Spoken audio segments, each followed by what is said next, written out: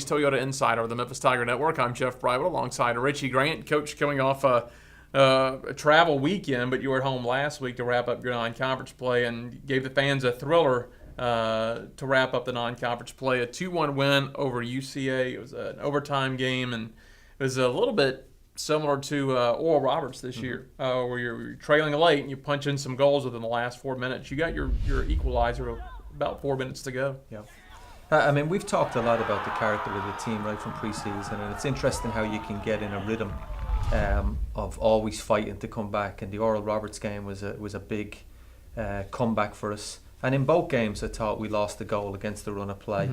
The difference in this game is that I just think we were fresher. We changed the squad up on Wednesday night. I think that was really important for the team, and some young lads got a big opportunity, and we just freshened the team. We had come off an awful lot of travel from Florida to Connecticut, so I thought the freshness in the squad was really important, and I thought some lads stepped up and did really well. I thought we were well worth a win, but we left it very late, but once we scored with 4 minutes to go, I felt like only one team could win the game. You got to give credit to your team, because from an outsider looking in, it seems to me it'd be extremely frustrating, because it's another game where you're just pounding the net. They get the long goal and they're up 1-0, and you look with 4 or 5 minutes to go in the game and you've got like a 25 shot advantage, but you're trailing 1-0. But your team doesn't seem to get in that panic mode. No, they do a good job, and I thought we kept. What we did is we took such good care of the ball, and we got it into good chances. That's why we create. I mean, there are other days where it's frustrating, where you're maybe not creating the chances.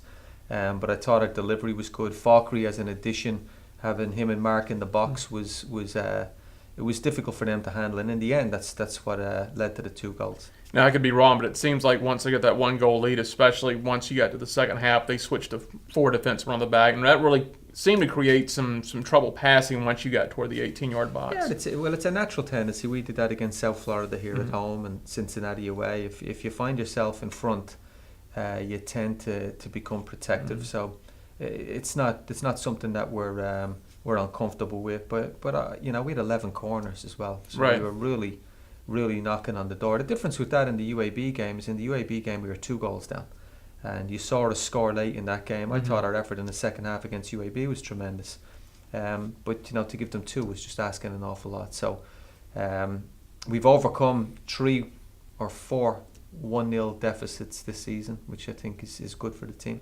Falkery gets the quick overtime goal, a lot like Chandler's goal last year in that overtime game. Yeah, we told the boys we barely played extra time. We just played an extra 15 seconds, right. I think, and that was important for us because we had to go on the road again. And but it's always nice to win in extra time, and the comeback win is particularly nice. Talk about the road. Went up to Philadelphia Saturday, a close 2-1 loss to Temple. Yeah, and a tough loss. It's we've struggled on the road. We've just looked. We haven't looked ourselves. We've been much better at home. So it was disappointing because we're in such a strong position RPI, and it was a really important game, and that one hurt us. Away from home, in the league, we haven't. We've lost 9 points, and we feel like we could have had something from those games. So we'll just have to make up for that this week. Well, you got the 2 games left, and good for you. They're going to be at home. The way the schedule sets up, you'll have a big match with SMU Wednesday night. That's been a good match. The last several years there have been some TV matches there. You've pulled off some wins when SMU is ranked. SMU 3-8-1, but that probably not show near the amount of talent they've got on that club. No, the league is good. It's a very tricky game because if people look at their record, particularly if our team, we'll lose the game. They're just too good of a team. They've got good pieces, very good players. They've played an excellent non-conference schedule, and they've struggled with that this year, But we know their team very well, and they're a top team, top program. So it's a really, really important game for us on Wednesday, and we need to be on the front foot the way we've been playing at home this year. And everybody knows the importance of the game. So for us to get more conference points now is vital. Then you'll wrap it up Saturday against Louisville. Louisville right now the only team as we record this show in conference that has not taken a loss in the American. They're 4-0-1 as we record this early in the week. Yeah, as we record it, and over the course of the campaign, they've been the best team in the league. They have big non-conference wins. I think they're the highest up in the rankings and the RPI. So It's a game we were looking forward to from day one, wasn't it? And to have them here is special.